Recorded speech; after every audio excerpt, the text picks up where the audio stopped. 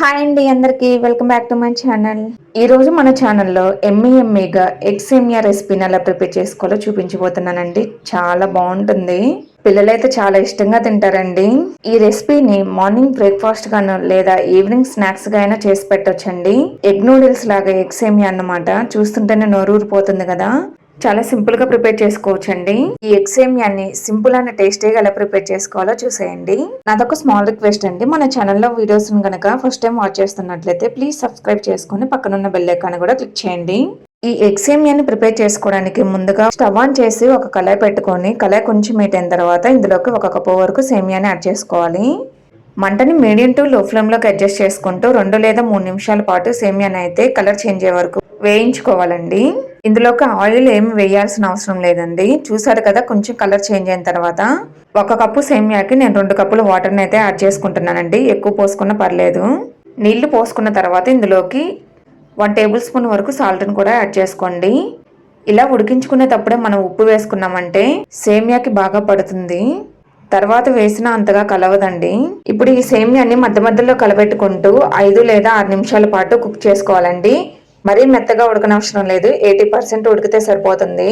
సేమియా ఉడికిన తర్వాత ఒక చిల్లులు గిన్నె పెట్టేసుకొని వాటర్ లేకుండా వంపేసుకోవాలి.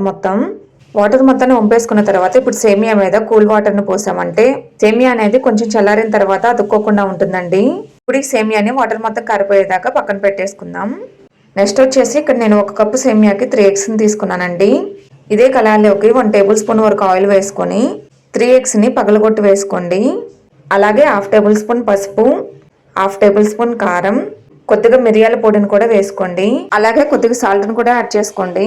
ఇప్పుడు ఇవి మొత్తం ఎగ్ లో కలిసేటట్టుగా బాగా మిక్స్ చేసుకోండి. ఇలా మిక్స్ చేసుకున్న తర్వాత 2 నిమిషాలు లో ఫ్లేమ్ లో పెట్టుకొని ఎగ్ అయితే ఉడికించుకోండి. ఎగ్ ఉడికిన తర్వాత ఒక ప్లేట్ లో తీసి పక్కన పెట్టేసుకోవాలి.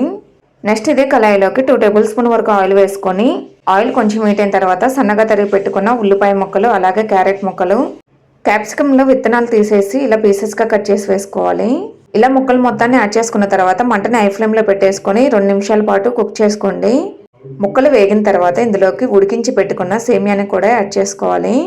ఇలా సేమియాని మొత్తం యాడ్ చేసుకున్న తర్వాత అన్ని ఒకసారి బాగా కలిసే విధంగా కలుపుకోవాలి.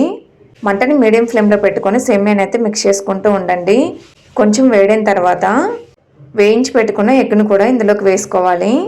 అలాగే 1 టేబుల్ స్పూన్ కారం, 1/2 టేబుల్ స్పూన్ మిరియాల పొడి, కొద్దిగా సాల్ట్ని వేసుకోవాలండి. ఎందుకంటే మనం ఆల్రెడీ ముందే సేమియాలో ఎగ్లో వేసుకున్నాం కాబట్టి చూసి వేసుకోవాలి. ఇందులో మిరియాల పొడి కంపల్సరీ వేసుకోవాలండి. అప్పుడే మనకి ఎగ్ సేమియా టేస్ట్ అనేది బాగుంటుంది. ఇలా మొత్తాన్ని ఒకసారి కలిపేసుకున్న తర్వాత 2 నిమిషాలు లో ఫ్లేమ్లో కుక్ చేసుకోండి.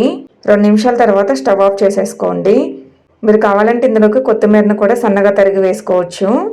చూసారు కదా, ఎంత సింపుల్ అండ్ టేస్టీగా ఎగ్ సేమియా అయితే రెడీ అయిపోయింది. ఈ రెసిపీ కనుక మీకు నచ్చినట్లయితే తప్పకుండా లైక్ చేసి మీరు కూడా ఈ రెసిపీని ట్రై చేసి ఆ టేస్ట్ మీకు ఎలా అనిపించిందో కామెంట్స్ రూపంలో అయితే మాకు తెలియజేయండి. అలాగే మీ ఫ్రెండ్స్ అండ్ ఫ్యామిలీ మెంబర్స్కి మా వీడియోస్ని అయితే షేర్ చేయండి.